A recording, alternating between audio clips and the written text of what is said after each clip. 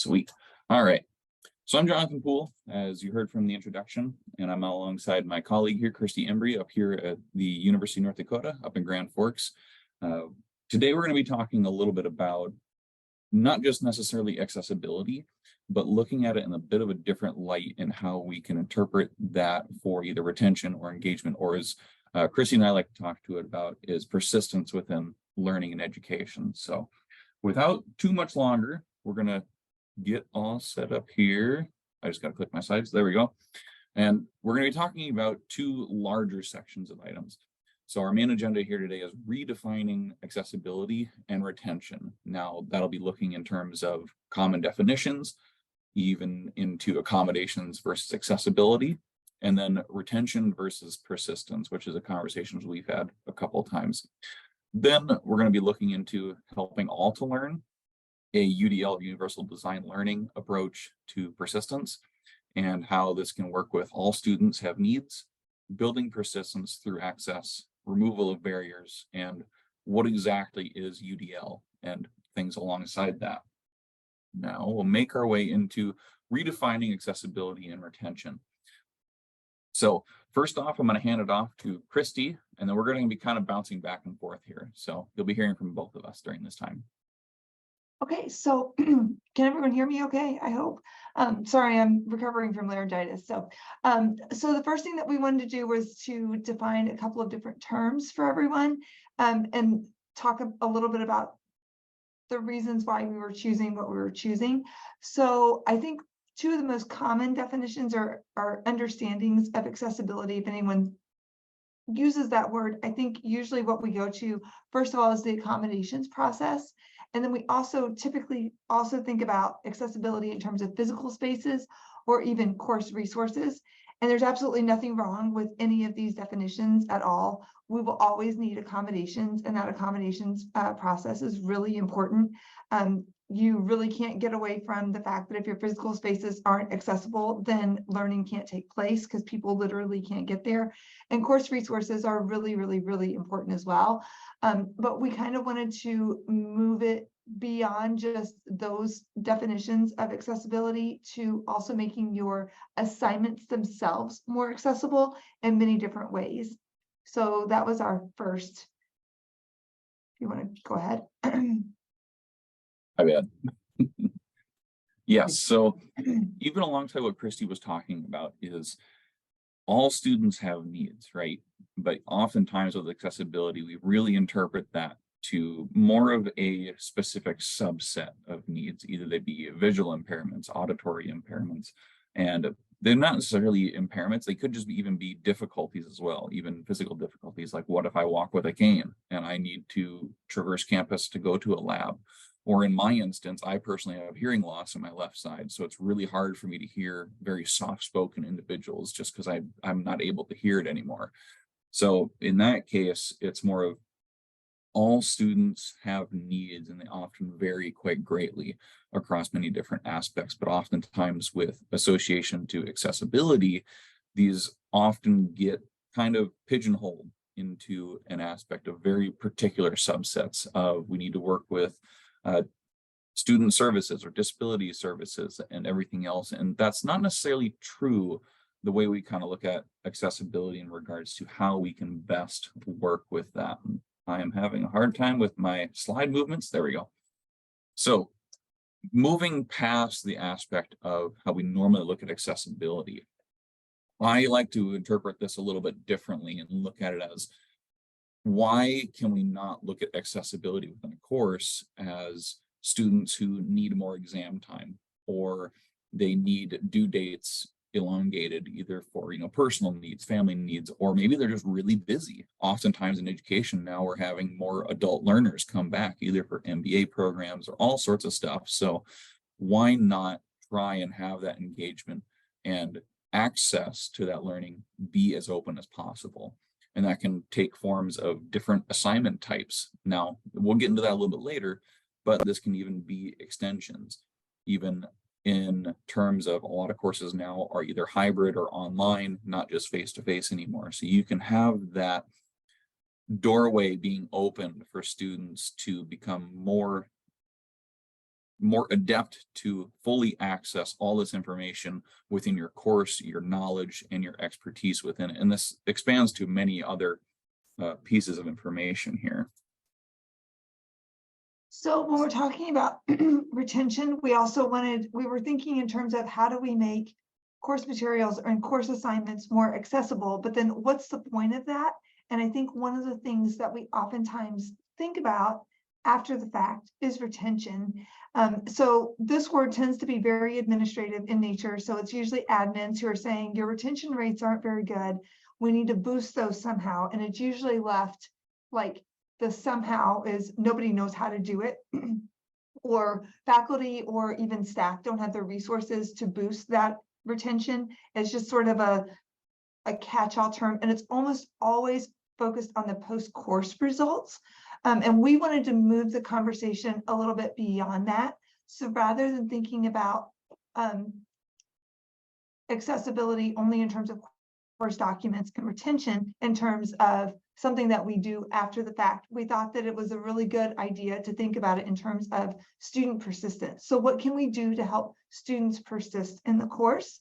What are ways that we can actually make that happen, as opposed to thinking it would be nice if we could do this, but we don't ever get around to the actual doing of that, if that makes any sense.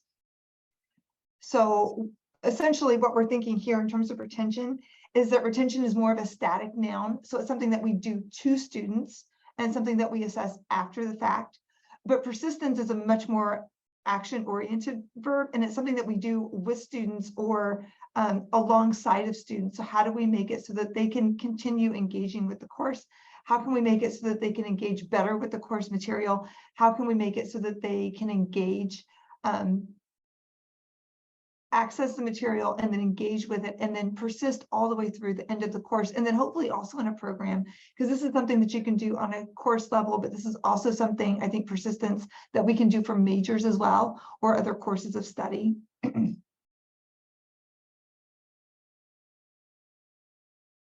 So I guess the next question there is, how do we get there? So we're proposing a UDL approach to how to help students persist, how to help everyone to learn as much as they can. Yeah, so building off of that too, and a bunch of the items that Chrissy is talking about is this aspect of building persistence through access.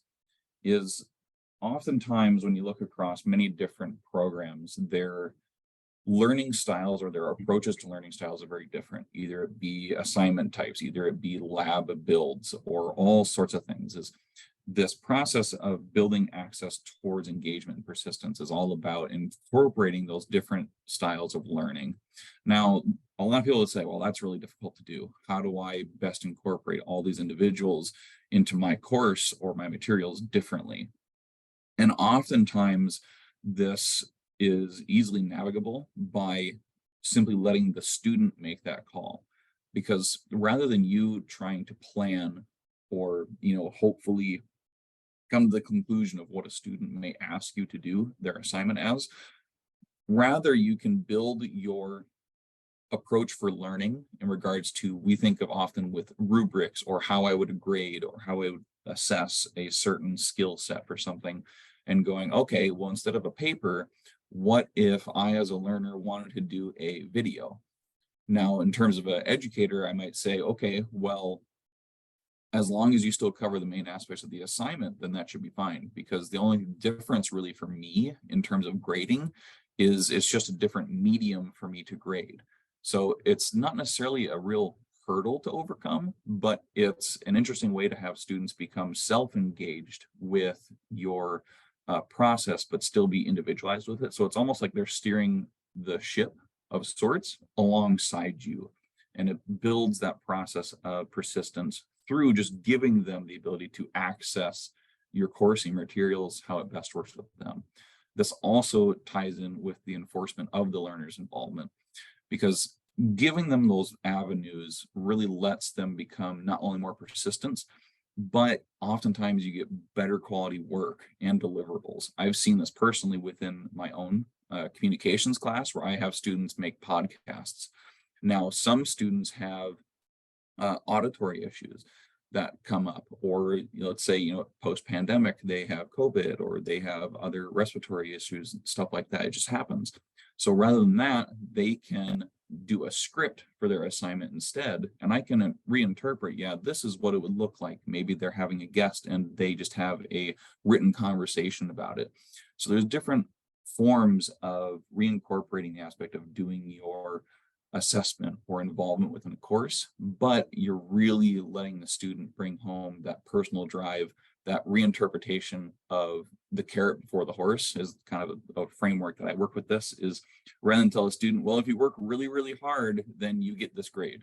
Instead, it's more of a, you'll get this grade if you put your foot forward and try and showcase to me that you want to be a part of this education process and that you can reinterpret this how you want it to be interpreted, which really opens the doorway a lot to allowing the student to not just be a more of a passive learner, but more of a involved and dynamic learner within this process.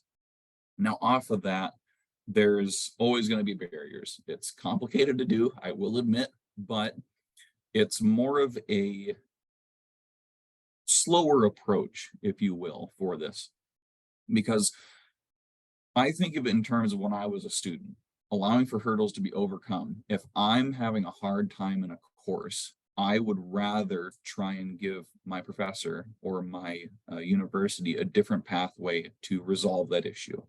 Now, if you have a student say, instead of a paper, can I do a podcast, for instance, that allows students down the road and you yourself to have different alternative methods, either that being engagement or assessment. And then that brings back in different learning styles. Now, this is a little bit of a higher demand on the educator's perspective in regards to assessment, but what happens is it allows you to be a little bit more dynamic on the interpretation of the assignments. So if you're normally reviewing papers, for instance, is it really much of a stretch to, instead of reading it, to listen to it and just, jot notes down while you're listening to it instead of, putting comments on a Word document? So it's not necessarily a real big stretch of the imagination, but it allows so much more for deliverable, both on the student side and, a experience on the educator's side. But this also has a trifecta where it allows you to test different pathways for your course, either that be different approaches for assignments, different engagement systems, all without having to do a complete course rebuild. And you're not really doing it blind, where having the ability to simply say to students of, if you're not much for writing papers, especially for higher level courses where they just write papers a ton for lower levels, you can say, if you want to do a video, if you want to do a podcast, if you want to do a presentation instead, then let me know and we can get that sorted out.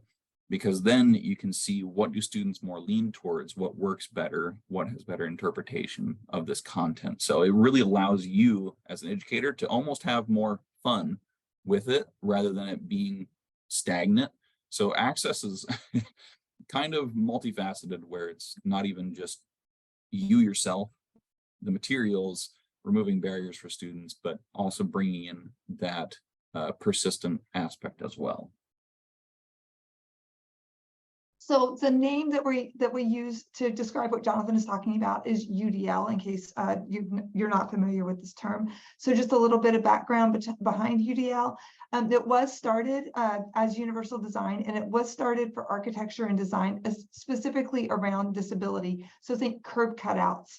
And it turns out that those specific curb cutouts that were made to help people in wheelchairs turn out to be great for everybody, because now we all use them, right? If you have a shopping cart, you're going to use that curb cutout to get to the parking lot. If you have a stroller, or if you have a broken leg and you're on crutches, so lots of different people use them. So the thing that was made specifically for disability has now also become something that benefits everyone.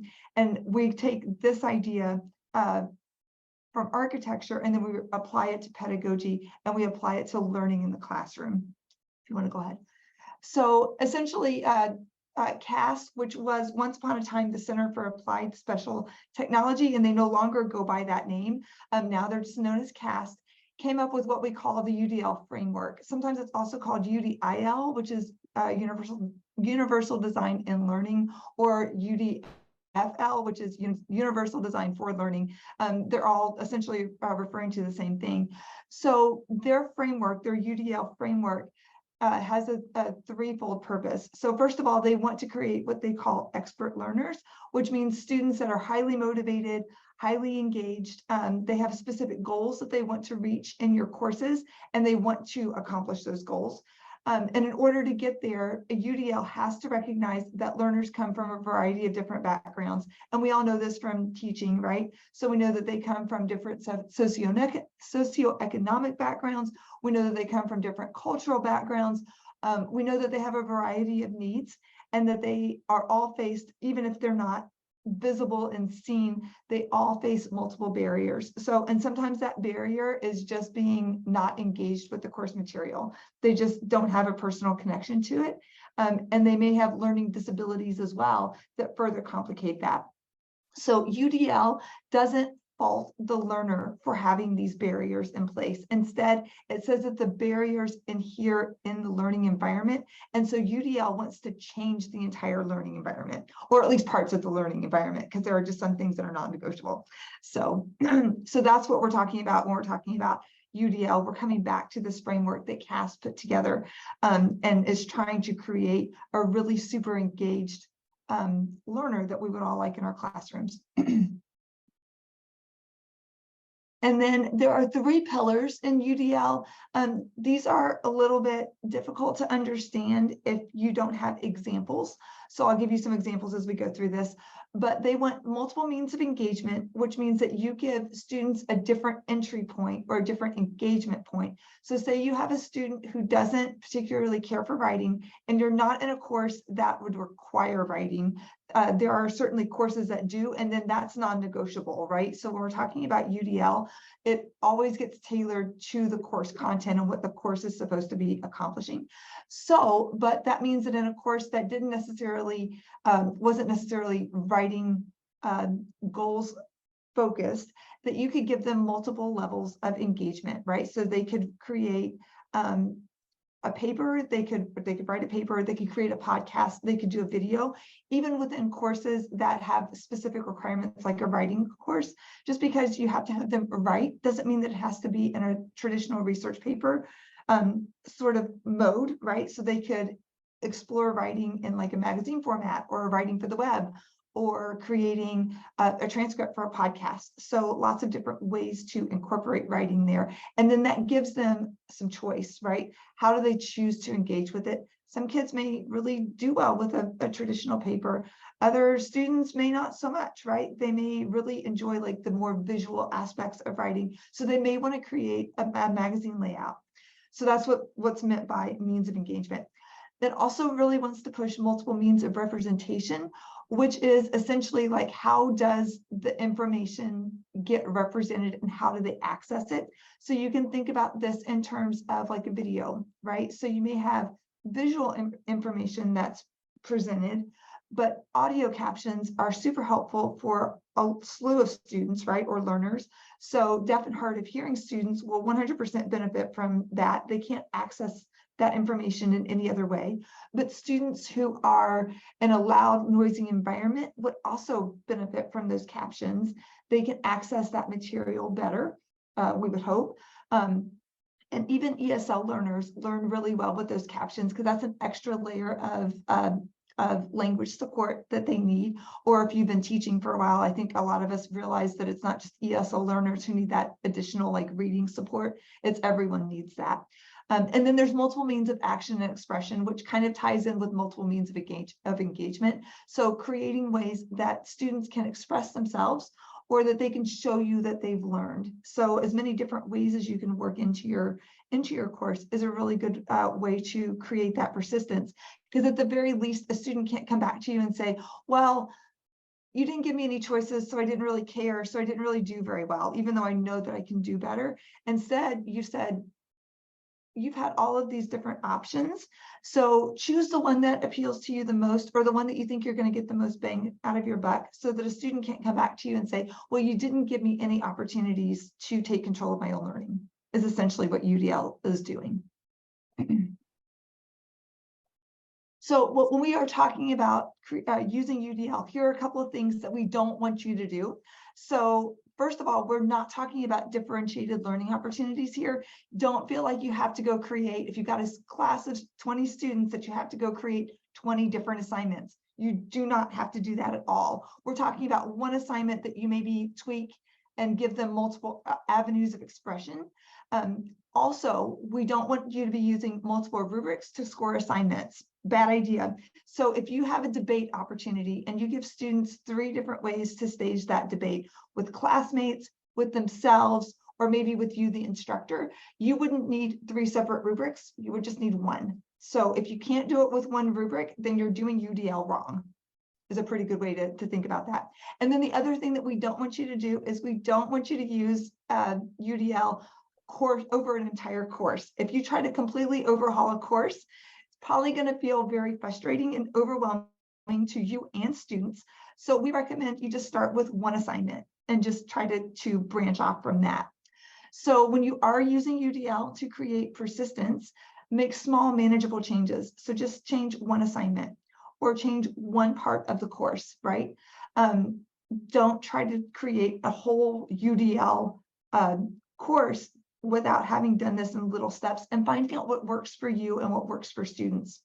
So we also recommend that you create opportunities for feedback from your students so you can identify problems, issues, and barriers. So when it comes from students, it becomes a lot easier for you to say, okay, here's the need, this is what they're telling me, and here's a way that I think that we can fix this. And then you can create a feedback loop into that process where students give you the feedback and say, yes, this worked, or no, it didn't. So it works a lot better that way. And then also the last thing that we want you to do is to create opportunities that break down those barriers and those problems. So make it as student-centered as you can, and then create opportunities that students can take advantage of. If they don't, then that's on them. But if they do, then great. I mean, I think we accomplished something there. So.